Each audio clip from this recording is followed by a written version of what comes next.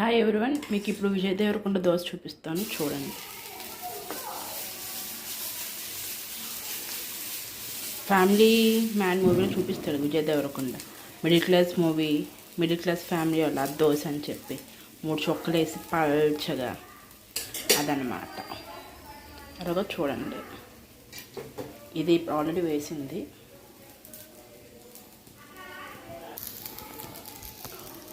మామూలుగా అయితే స్పాంజ్ దోశలాగా కొంచెం లావుగానే వచ్చేది.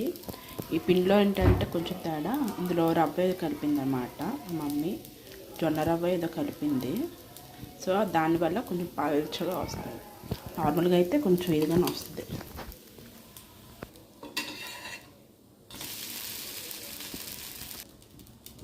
ఇదే చూసాను అంత పలుచుకుందో, అది వేడిగా ఉన్నది పట్టుకోను. ఇదన్నమాట ఎంత పలుచుకుంది. విజయ్ దేవరకొండ చూపిస్తాడు 3 చొక్కల దోశ అని. ఇదే.